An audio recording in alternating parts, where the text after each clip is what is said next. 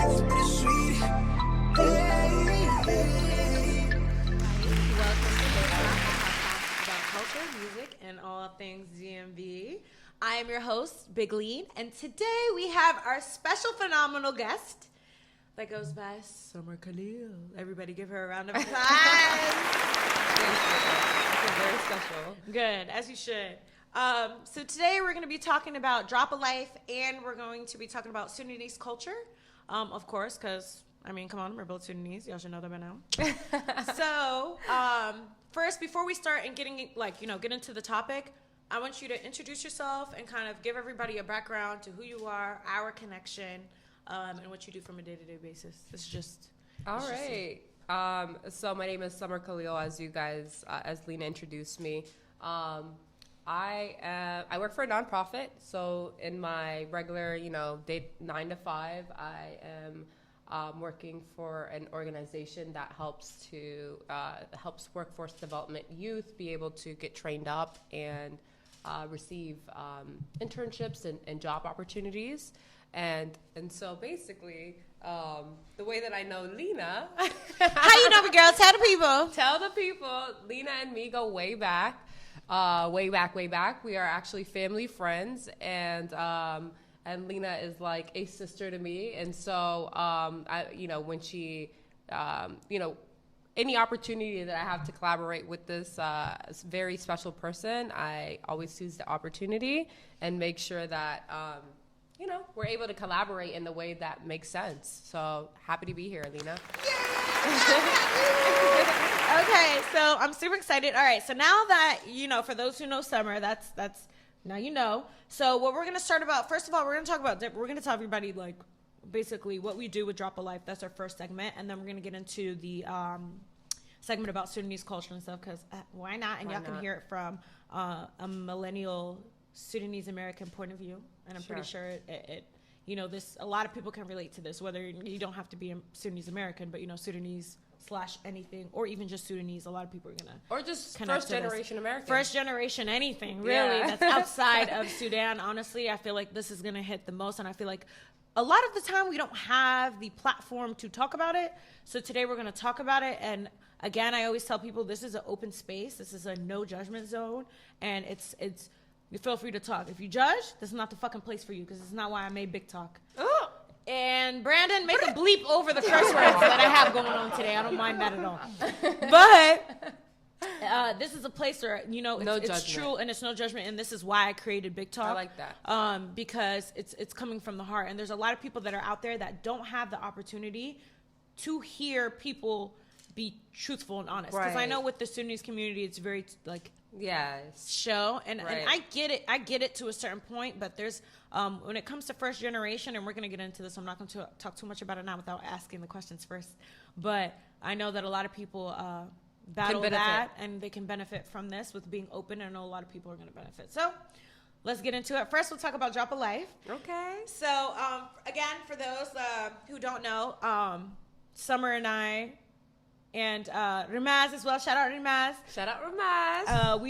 The way that we came up with Drop of Life is it was during Ramadan. Summer had an idea to start an initiative and start a program that she wanted to do. For those who do not know, Summer does a lot in the community with giving back to the Sudanese community. Okay, she's had events that happened in the past, and I'm sure if y'all follow Summer, y'all can see.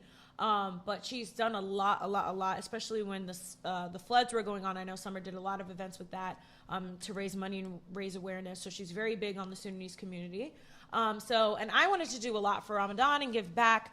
So we kind of joined forces and we're like, hey, what can we do? That's going to be kind of like endless charity. In Arabic, it's salaga, but endless charity. Endless charity. So I was like, okay, what can we do? So we got together. We came up with this idea, which is to, actually, I'm gonna let you say. Summer, what is Drop of Life, and what do we do? Okay, so Drop of Life was really a collective idea that me, Lena, and Ramaz came up with.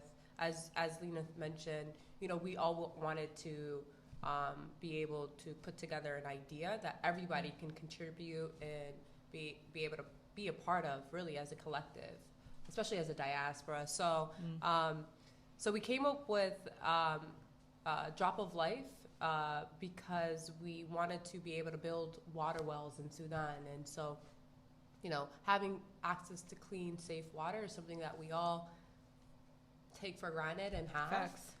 But not everyone has that. And so, once we got the idea from a close friend of ours, Shout him out. Ala. And then we're able to find a resource to that, and find the contractors to that, which is Sukia organization. Shout out Sukia. Shout out Sukia.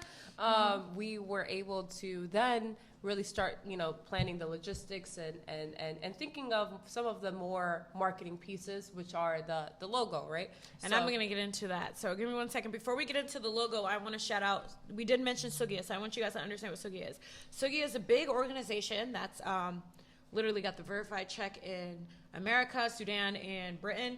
And what they do is basically they're kind of like the big brother organization that first of all, this entire thing is based off of contributions of members, volunteers, people that we know. So that's how these wells are made. We're not like sponsored by anybody. It's just kind of what everybody is contributing, and donation based. So Sugia is an organization. It's the Big Brother organization, and they're stationed in a lot of different areas everywhere. Everybody around the world knows about Sugia.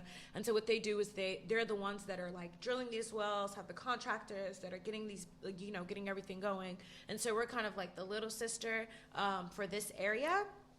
And we're the little sister for this area. And what we do basically is kind of the same thing, but kind of for the like American, like DC, DMV area. So shout out to Sugia, y'all are amazing. Yeah. So I want to make sure I said that, but you did bring up the logo.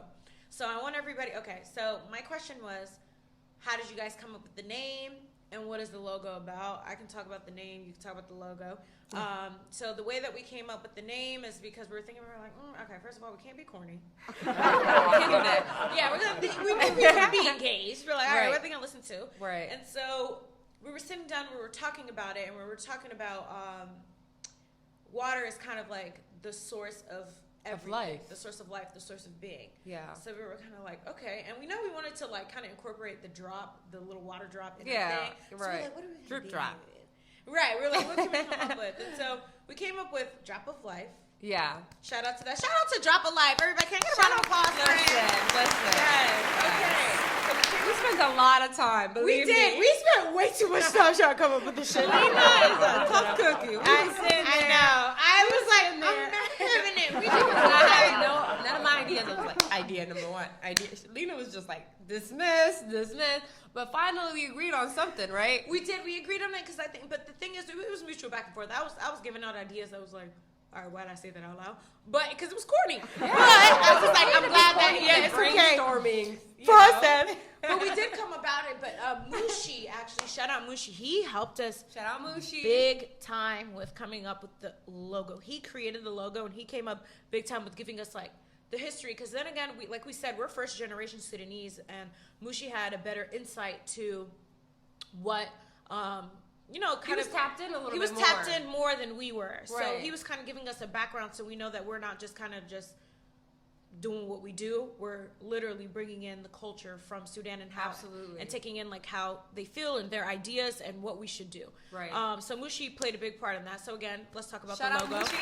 Good listen. That's big, bro. So explain the logo that we have. So the logo that we came up with, shout out to Mushi. It was his concept. It was, we wanted to incorporate something to do with water.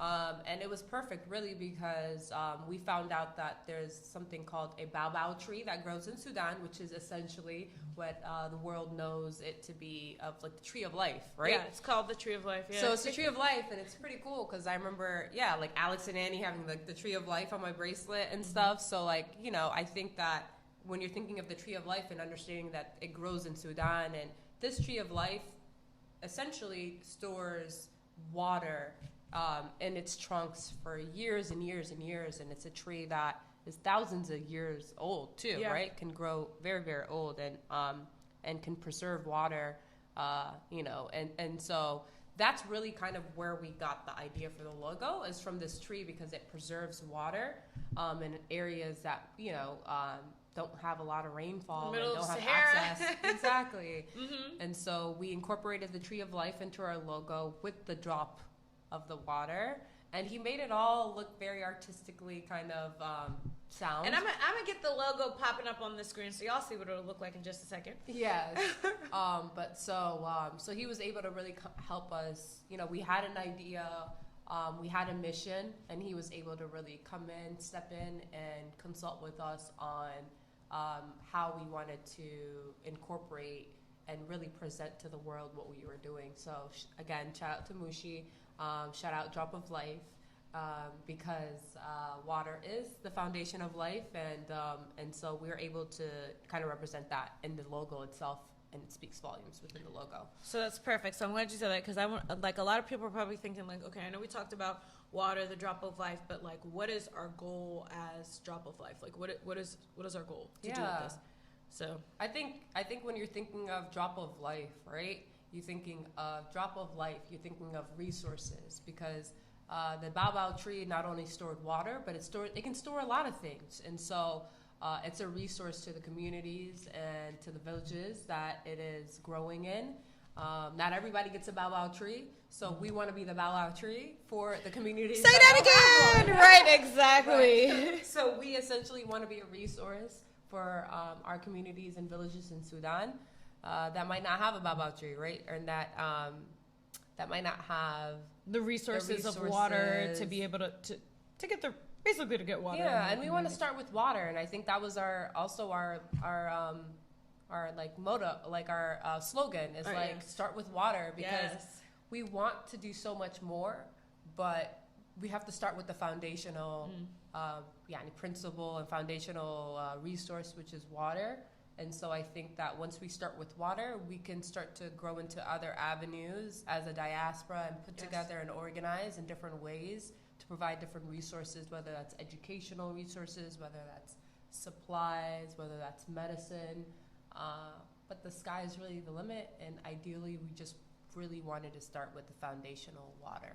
Right. Okay. So we started, for those who don't know, we started during Ramadan to raise money during Ramadan, but if you guys follow our Instagram page, which is Drop of Life, and I'll have it pop up also on the screen too, so you guys could see it if you look at the bottom of the screen.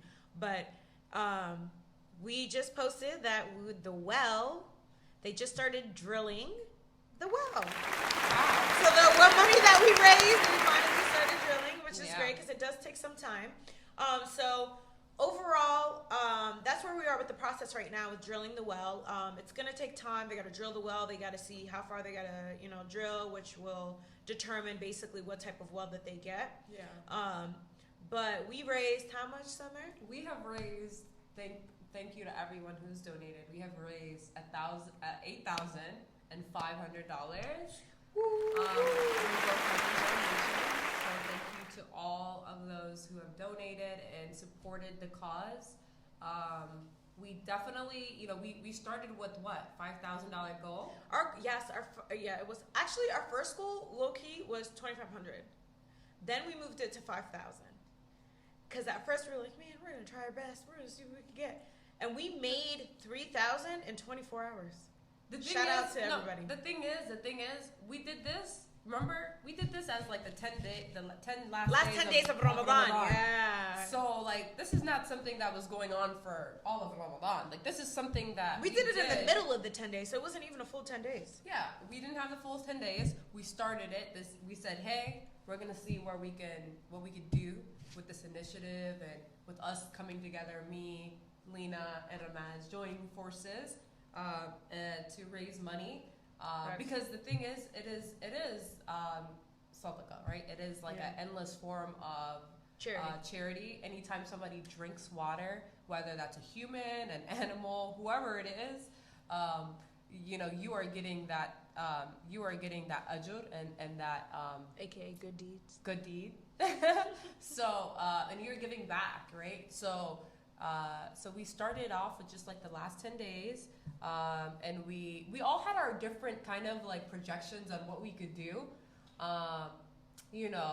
and we ended at 8,500, which is and amazing. amazing. It really is. Absolutely amazing. So thank you to everyone who's supported and donated. Your donations are definitely going a long way. Yeah. We're already in the drilling process. And we'll keep the updates. We'll post everything that's going on the GoFundMe and on the Instagram page. Yeah. So for those who, I'm telling you, if you ain't followed yet, make sure you follow because you're going to miss out. And for those who contributed, I'm letting y'all know now. If you haven't heard it before, we're very grateful and very appreciative. And thank you so much for donating because you guys are changing lives. So round of applause to everybody. All right, so that's our little initiative on Drop of Life. So now that we've brought up Sudan, so a lot of people, we know what's going on with Sudan. We know a lot about it. There's a lot of people out there that might not have heard of it, don't know where it's at, don't know where it's going, don't know anything about it. Don't know where we're from. Yeah, right. So I'm like, okay, so I'm going to get into basically Sudan and Sudanese culture, obviously from first generation, which we mentioned at the beginning of this of this video. But okay, so I'm going to give a little history. For those who don't know about Sudan, we were, before 2011, we were considered the biggest country in Africa, period. Unfortunately, we did split because of political issues. But now I think we're second after Algeria? Is it Algeria? What? I think so. Don't kill me if I'm wrong. Listen, okay? don't quote us. Don't quote us, but all I know is we second now. But that's okay. We have over 120 ethnicities in Sudan, and literally over 120 languages. It's a very beautiful, very diverse and very beautiful country. And maybe for those who do know about Sudan, you guys heard like, oh, Sudanese people, we can never tell who's from Sudan. You guys all look different. Yeah, because first of all, we're huge. Right. Second of all, that's the beauty in our country, and I love that about Sudan. I feel like when I see Sudanese person, that's because we're Sudanese. We know. Okay. But a lot of people outside of Sudan, if they don't know, they're not hip. They're not gonna know. Not even Sudanese people. Sometimes they don't know. Sometimes, yeah, it's okay. Flip it towards you. Sometimes they don't know. They'll think like they'll be like, okay. Whatchamacallit, they'll be like, oh, they think I'm Caribbean, and I'll take it because I love my little West Indian. Right. I think I'm Brazilian. Facto, let's go, baby. But my thing is, so about Sudan, it's a very beautiful country. So there's a lot of topics that I wanted to bring up about Sudan, and I wanted to talk about our accomplishments that our generation has done because Absolutely. we did go through a revolution about what now is it 2 years? So it's been about like 2 years and a half almost, right? Because it was it's been loading for some time. Yeah. So around that, so I wanted to talk about the revolution. That's going to be the first thing that we're discussing. So you want to give some people a little insight about what was going on and how? Absolutely. So we had a regime that was taking place in Sudan for over 30 years. We had a president who would not leave office and was not doing the people any good in office. And so, and so for 30 plus years, the people grew, I think, more and more just like frustrated and just had enough and were ready to do something about it.